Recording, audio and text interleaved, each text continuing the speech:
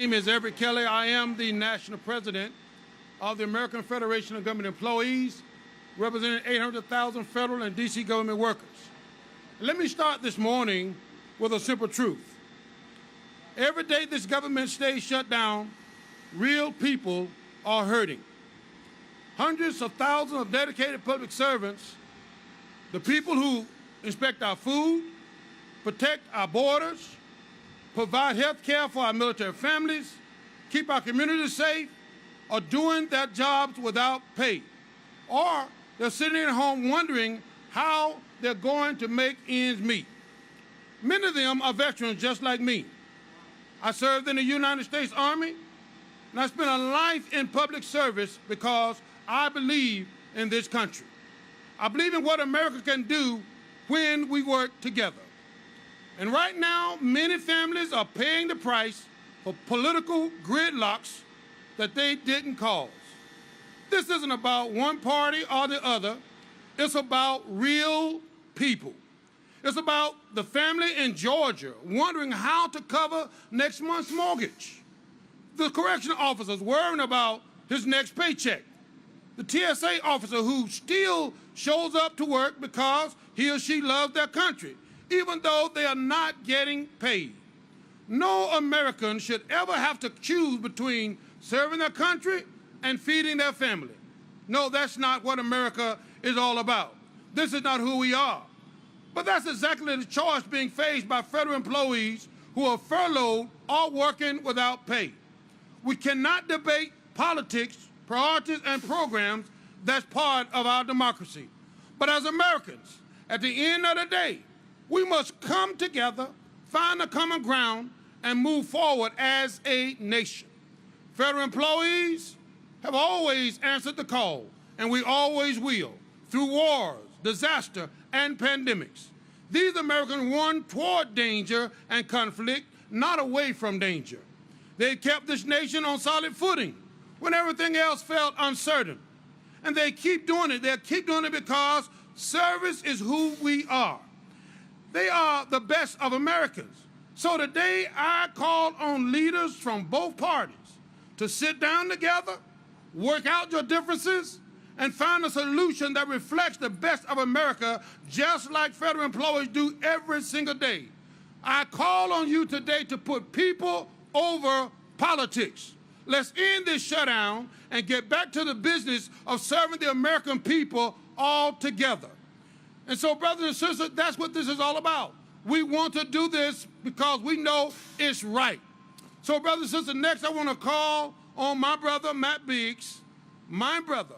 And it's a pleasure to introduce him, the president of the International Federation of Professional and Technical Engineers, IPET, my brother, Matt Biggs. Thank you, brother. Appreciate it, brother. Thank you. Thank you.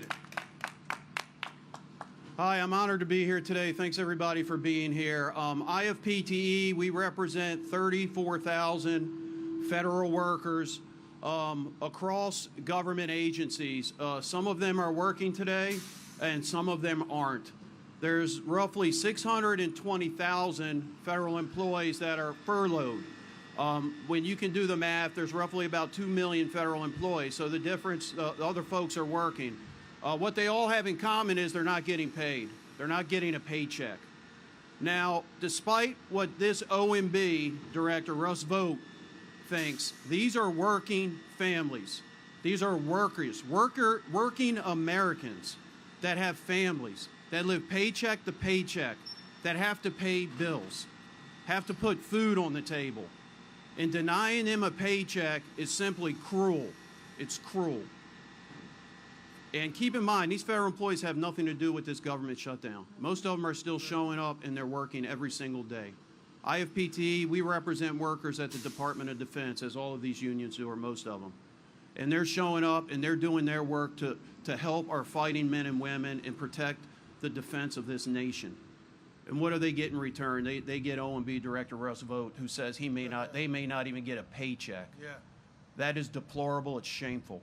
Now, IFPT, I echo Brother Kelly's message to the Congress. Come together. Republicans, Democrats, come together. Let's reopen this government. And we implore President Trump to come to the table and work with both sides, Democrats and Republicans, and reopen this government. And we also, at IFPT, we also implore Congress to protect their appropriating authority. When Congress appropriates the money and they designate money for these agencies, the executive branch should not have the ability to impound the money or spend the money any way they want. So when Congress appropriates the money, they have to protect their authority to be able to decide how the money's spent. So we urge Congress, number one, reopen the government and get our people their paychecks. And number two, Congress, in bipartisan way, protect your co-equal branch of government responsibility by protecting your ability to designate spending. Thank you. Yes, sir. Thank you. So Thank you, ma'am. I'm honored right now to introduce my union sister, Flight Attendants President, Sarah Nelson. All right, Sarah. Here you go, Sarah. Thank you, Matt. My name is Sarah Nelson. I'm the president of the Association of Flight Attendants, CWA, representing 55,000 flight attendants at 20 different airlines. And we count on federal workers every single day to do our jobs. Hundreds of thousands of aviation workers, both federal sector and private sector, ask all day long, is it safe? We do that so the American public who travels with us can take safety and security for granted. Right now, TSA officers are coming to work, making good on their oath to the Constitution, to all of us, to keep us safe. Air traffic controllers are coming to work, making good on their oath to the country, just like they do every single day, understaffed and under-resourced by this government.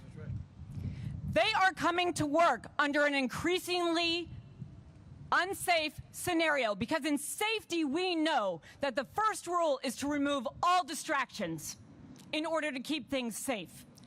What could be more of a distraction than not getting a paycheck?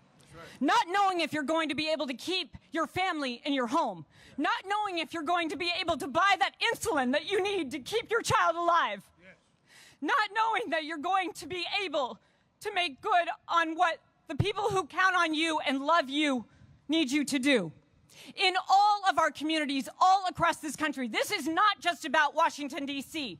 Federal workers serve in every single one of our communities around this country.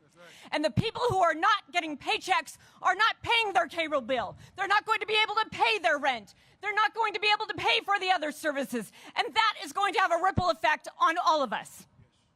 Now, they take an oath and they take it seriously, and those who are required to come to work without the backing of the cybersecurity people who are on furlough, without the backing of the administrative people who help our people in the Social Security Administration make sure that our veterans and our other retirees continue to get their paychecks, without the ability to have food inspectors and water inspectors on board to make sure that all of us stay safe in our communities. This is putting the rest of us increasingly at risk. This is a dangerous game. And the oath and the commitment that these federal workers are showing to all of us right now is something that Senate Majority Leader John Thune should emulate, not exploit. This is not a political game. We have two crises before us, a dismantling of our healthcare system and millions of people about to lose their healthcare, and federal workers who are going without work and without a paycheck. And we call on the Senate Majority Leader to work in a bipartisan fashion and all members of the Senate to bring us to a resolution to solve both crises today. They have the power and the ability to do that, and they need to act like the federal workers who stand up for all of us and keep us safe in our communities. Flight attendants stand with them. We stand with all federal workers. We stand for our Constitution, and we stand for the principles that are in this country that is first and foremost about making sure that in our communities we remain safe with solidarity for everyone around us. Thank you very much. And now, let me just say, it's not just flight attendants. It is millions of transportation workers who stand with federal workers in this fight for justice. Greg Regan is the president of the Transportation Trades Department, representing millions of transportation workers. Greg. All right, thank you. As Sarah mentioned, I'm Greg Regan, president of the Transportation Trades Department, AFL-CIO. We represent 39 unions across all modes of transportation, public sector and private sector. And Sarah did an excellent job of highlighting the problems and the risks associated with aviation and what happens there. But this is about safety and about project delivery across the country. Every single American that relies on our infrastructure system, on our transportation, is being affected by this, by ways they understand and that are obvious, and ways they may not see. We're talking about delays of projects of national importance, like Gateway, that is the busiest rail corridor in the country. We're talking about massive planning projects that are being delayed. We're talking about safety inspections, not just the TSA workers and the air traffic controllers and the safety specialists, inspectors. All of those are being impacted negatively, but also railroad inspections, also transit projects. The American people and the workers who keep this country running are being held hostage by a political dispute, by a petty political dispute that they have nothing to do with. This is entirely vindictive, and the only victims are going to be this country. We've all seen the reports. Every single time we go through this stupid process of a shutdown, how much the American taxpayers lost because of the shutdown. It costs us money just to restart everything. It is a drain on our economy. It's a drain on our safety. It's a drain on the people that live here. So we need to put this to an end. Get serious about negotiating. Get serious about solving problems. Get as serious as the federal employees who are out there every single day going to work with the uncertainty of not knowing when they're going to get paid. We need the members of Congress to do the exact same thing and get serious about putting our people first. Putting federal employees first, putting taxpayers first, putting safety first. All of that is at risk right now, and with every second, every minute, every hour that this goes on, we put all of these systems further at risk. So get serious. Get to the table. There is a solution right in front of us. We should not be putting other people at risk. We should not be putting federal employees under all of this strain, and we should have some continuity and certainty in the largest government in the world. We are the richest government in the world. Let's act like it. Let's start actually doing our jobs, and let's put the American people first. With that, I would like to introduce the National Association of Government Employees Federal Division Director, Lee Blackman. Thank you. Good morning, everyone, and thank you, President Kelly, for scheduling this very important press conference. My name is Lee Blackman. As stated, I'm the director of the National Association of Government Employees, SAIU Federal Division. NAGE was founded nearly 65 years ago to give federal employees at the Charleston Navy Shipyard a voice in the workplace. Today, we proudly represent more than 100,000 workers across the federal, state, municipal, and private sectors. Federal employees are hard-working public servants, not this pawn in anyone's political game. Using a government shutdown to threaten permanent job cuts is unprecedented, cruel, and deeply harmful. Not only do workers put American people who depend on vital services at risk. A normal shutdown means that paychecks for furloughed employees until Congress restores funding. But what this administration is proposing goes even further. A reduction in force is not temporary. It's a permanent job loss, the loss of benefits, disrupted careers, and harms families and communities. Federal agencies and their employees are already stretched to a breaking point. Recent cuts, the deferred resignation, agency restructurings have already weakened critical public services. And now the administration is threatening to go even further, violating the law by refusing to pay employees as required under the Employee Fair Protection Act of 2019, signed by President Trump after his first 35-day shutdown that year. But enough is enough. As everyone here has already said, we are calling on Congress to do their job, reach a bipartisan funding agreement that protects Americans, respects federal workers, and ends this ridiculous shutdown immediately. enough is enough. We've seen enough of this. So the men and women who serve this country, every government affairs and political action, Chris Blue Bartley.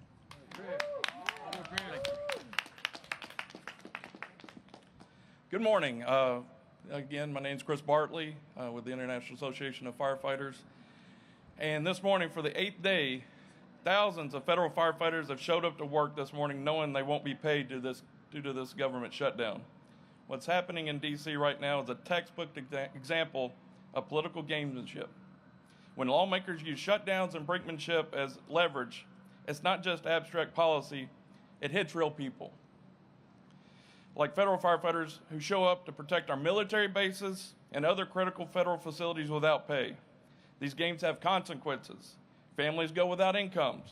Morale and retention suffer. Public safety is compromised. The IFF is calling for a clean, continuing resolution because it's not about politics, it's about responsibility. That's right. Federal firefighters are doing their jobs.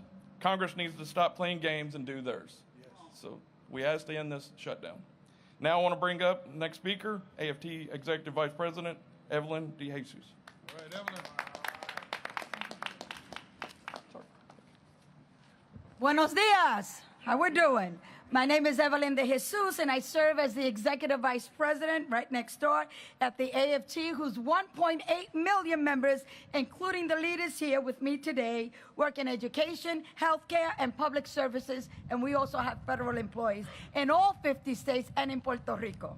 And I'm also National President of LACLA, and I want to say that, make no mistake, we've heard about the safety issues. We heard about the firefighters. We heard about how can we make America safe again? Yeah. So let's be clear. Make no mistake, Republicans shut down the government because Democrats would not agree to take away health care for millions of working people and families, raising their costs. Democrats voted to fund the government, not to defund health care.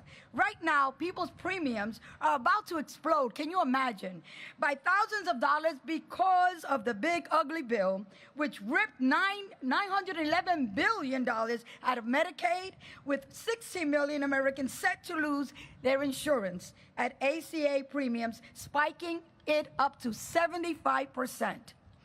Republicans, they control the House. They control the Senate. They control the White House. They choose to shut down the government down rather than pass a budget that serves the American people. The American people support a bipartisan budget that doesn't eliminate tax credits or health care or give new tax breaks to corporations and to the wealthy. We call on those in power, negotiate a solution, one that protects health care, lowers everyday costs, reopens the government, and helps rather than hurts the American people. Let's make America safe again. Let's make America the land of the free and the brave. Let's make America the place where everybody wants to come to and everyone wants to live. Labor's in the house, and we're together. Yeah. Thank you. Thank you. Okay. Now, I want to introduce my brother, National Federation of Federal Employees, National President Randy Irwin. Come on down. Thank you. Thank you. Good morning, everybody. Despite this rain, I'm going to persevere. All right. So I'm the National President of NFE, National Federation of Federal Employees, represent 110,000 federal workers nationwide. First, I want to thank federal employees for the incredible work that they do every single day. They're keeping our military ready, caring for our cherished veterans, caring for all of our national parks and forests and lands, maintaining our national security, and literally countless other essential tasks that the American people rely on. So I'm proud to be here with all my friends here in labor today. Wow. Thank you to all these leaders and workers from all of these different sectors standing in solidarity with federal employees. You know, we can't thank you enough for that. I'm elating our postal workers right now. So our hardworking civil servants and the American people who rely on their work every day, they deserve better than what they are getting from their elected leaders in this country right now. Once again, our dedicated federal employees, who are the backbone of this country, are being used as political pawns. These are middle-class folks. Nearly 1/3 of federal employees are veterans, and they are being treated like dirt by our elected leaders who cannot seem to do their jobs and reach an agreement on spending. That's their first job to do, and they don't seem to give a damn about it. We are a week into this shutdown, and from the looks of things, there is no end in sight. Hold that up a little higher. A little higher. Now, don't get it wrong. Federal employees make 25% less than private sector workers doing the exact same jobs. Many federal employees live paycheck to paycheck and cannot sustain any time with suspended pay. We got a lot of folks out in the Forest Service, Park Service, and other low-paid. GS3 is making $32,000 a year. They can't afford to go without pay for any period of time. They won't be able to feed their families. They're not going to be able to pay their rent already. We can't allow this shutdown to go on for weeks on end like it did in 2019. Now, to make matters worse for federal employees, just days ago, the Trump administration directed agencies to consider widespread firings due to this shutdown. Now, the law is very clear. This administration has no new authority to engage in mass layoffs because of a government shutdown. This means that the administration is doing one of two things. Either they intend to violate the law, okay, and when the president violates the law, he's violating the Constitution. Article 2, Section 3 says he must faithfully execute the laws of this country. So he intends to either violate the law or he was just grating, frightening, antagonizing hardworking federal employees whose only crime is caring and wanting to work for the American people. Right. It's despicable.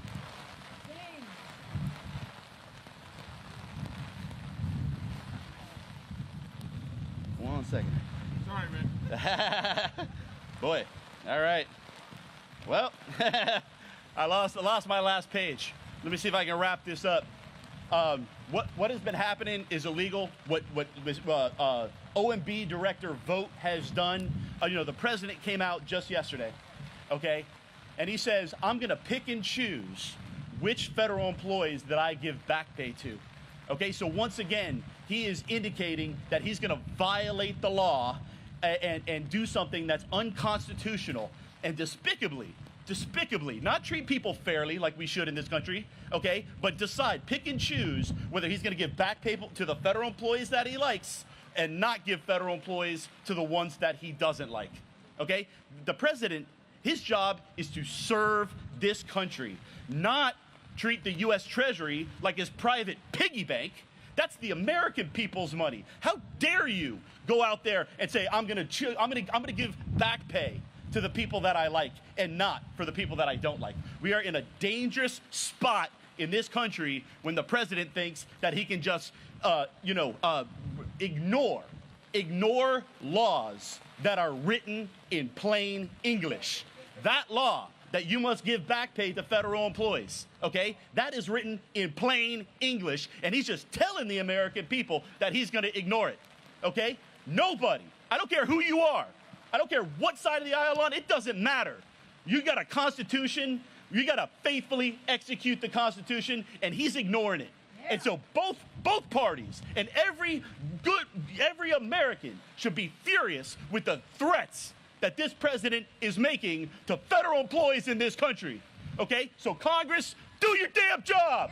Yeah. Do your damn job and pass a budget. That's gonna require a little compromise. Yeah. It's not a one-sided thing. If you don't have a bill, you haven't done your job. Yeah.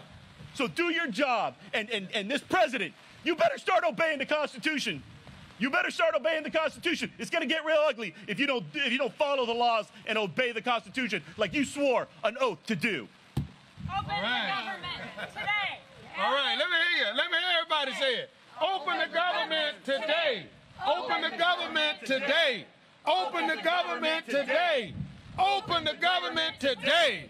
All right, thank you all. Thank you. I want to thank all of my brothers and sisters in this labor movement for showing up today and standing in solidarity with AFGE.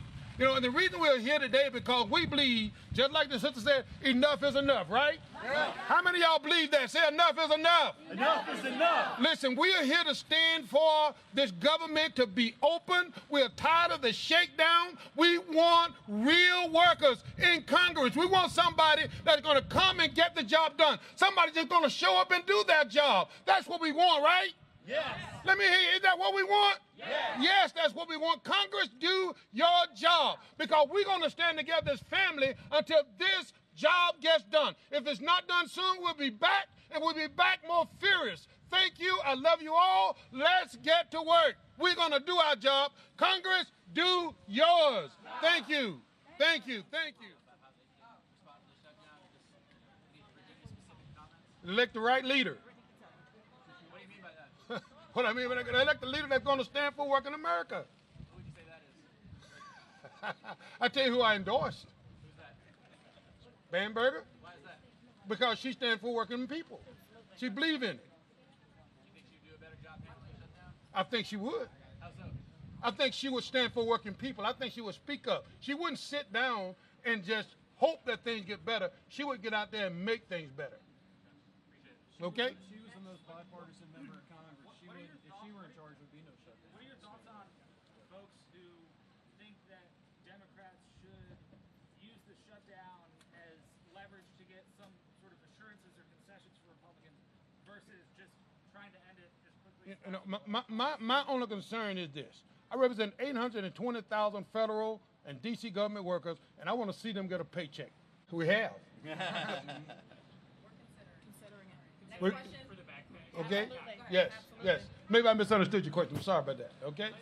Generally, the Democrat argument that there has to be an extension of Obamacare tax credits, do you think that is a valid argument to, I guess, in a way, continue the shutdown until Republicans compromise on that? You know, I think that every American have a right to health care. I am not here to discuss health care. I'm here to try to get 820,000 people paid, right? And provide the services for the American people that they deserve. Anybody else that you want to add something, Randy or Matt? Yeah, please feel free. Yeah, no, I mean, it's a critically important issue, no doubt about it. It needs to be addressed. Yes. At this point, yeah, it's Touch the mic, Matt. healthcare and the ACA credits are critically important. And like Brother Everett said, we want everyone to have healthcare in this country. Right now, however, our members aren't getting a paycheck, and we need to get our people back to work. And we also want the health care addressed, no doubt about it. It shouldn't be an either or. I'll just say that. But top of the priority list is we need our members back to work. And again, these are working families. They live paycheck to paycheck, just like all of us here. They have children. They have to put food on the table. They have to pay mortgage. So we need to get our people back to work. That should be the priority. Thank you. Yes. The Republicans and Democrats could reopen the government now if they passed a bill that was continuing funding levels and continuing resolutions. You're saying healthcare is a separate discussion, but the reason that we are shut down is because Democrats are asking for healthcare. What I'm saying is simple, right?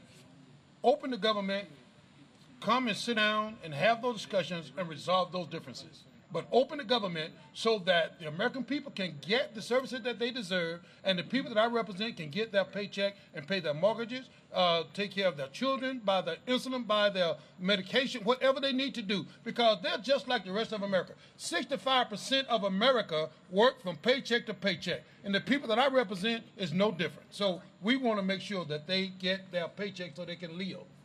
Okay, but the way that it's being paired is healthcare and reopening the government. Are you saying they got to do both, or you want to just see them reopen?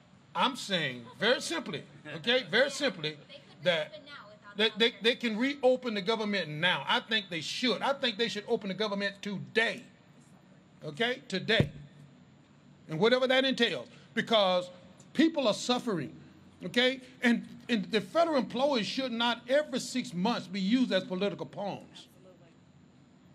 All right, next question.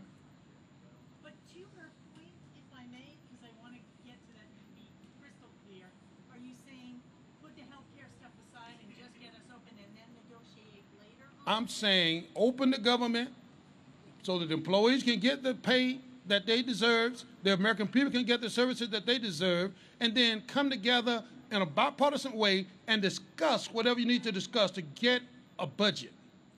But they can't open the budget till they, or open the government till they decide on the continuing. I think they can open the government today. I think it's a choice. For those here, have you heard anything concrete when it comes to reductions in force? It's been something the president's been talking about, but then says, I'll let you know in 3 or 4 days, and then that timeline will get extended. Like, have you heard anything concrete yet? Look at the president's budget, because the president right now, his agencies are implementing his budget. So if you want to see where they're planning to do reductions in force, look at his budget. At NASA is a good example. Yep. Everett and I, we did a big event up at the Air and Space to try and bring transparency to that. This president wants to cut NASA's science budget by nearly 50%, cut the Aero budget by almost 40%. They are implementing that budget right now illegally. This is why I talked about impoundments. Illegally. If you just look at his budget, and you'll see where they want to riff folks. Yeah. Yeah, and that's a It's a budget request. It's a That is request. not It's not law. Yeah, that's a budget request. It's a request of Congress to fund programs at the levels that the president is asking for. But that is not law by any stretch. That is not has no force law. It is a political document more than anything else. And I do want to add also, I think it's a really sad state of affairs for the U.S. Congress that the only point to try to actually solve real problems is under the using the federal government and a shutdown as the leverage point. I think, yes, there's a conversation about bifurcating those two issues of healthcare and funding, but I think Congress should be looking in the mirror right now, if anything, that if the only way we're going to solve real problems in this country is to use the federal workers that are keeping the country running as pawns, that's a really sad state of affairs for the U.S. Congress right now. And just so the record is straight, I'm not here to say that Democrats should fold or Republicans should fold. I'm saying that both of them should come together, resolve these issues, and open the government today, because they can. Okay? The American people, and in closing, it should just be clear what the message is. People are hurting day in and day out. Right now, families are coming to the table looking at their budgets. Do I let my car note go? Or do we buy food for our children? And the congressional leaders who are, in fact, getting paid during this time, while the American people are not, to President Kelly's statement, they need to look at themselves in the mirror and determine what's important. So put the differences aside, come to the table, do your job, don't recess, work until the 11th hour and get the job done and make those compromises. Last question. You guys have filed a lot of lawsuits against the Trump administration. Can you just talk about the effectiveness of that strategy? Like, do you feel like you're having wins that you want more people to know about, or how do you feel about the role you're playing in protecting federal workers right now? We have filed several lawsuits, and we're winning those lawsuits. But I have my general counsel here. Let me let him come tell you, what's happening with the lawsuits, because they are winning. Okay, this administration is going rogue, and they are going to pay for it. Okay, Rashad, he wanted to know some things about the lawsuits that's been Sure. filed. We get your name and title. Sure, I'm Rashab Sangvi. I'm the general counsel of AFGE. Yeah, I guess my question is just like, you filed some lawsuits. Like, do you feel like you're being successful using that as a strategy to defend the rights of your members, or just how are you thinking about this strategy defending the rights of your members? I think we've been very successful, right? I think many of the lawsuits we've filed have resulted in the rescission of RIFs that haven't been reinstated. You can look at our probationary employee case, along with the state of Maryland had another case. It resulted in the reinstatement of several thousand probationary employees who were not then terminated. So we believe that the lawsuits are having an effect not only in sort of tangible relief that has helped our members, but also in highlighting the egregious nature of what the administration is doing. And we believe the courts have highlighted that as well in their decisions. So. Doesn't seem like they're letting up. So is this the strategy is to keep filing lawsuits, or is there any kind of escalation in tactics? Like, I don't know what the thinking is. I mean, I can only speak from our office's perspective in terms of, we'll continue to file lawsuits when they act unlawfully, right? We're going to vindicate our rights just like any other American, right? So. Gotcha. Understood. Thank you. All right, we got to wrap. Thank you, guys. Okay. Thank you, Randy.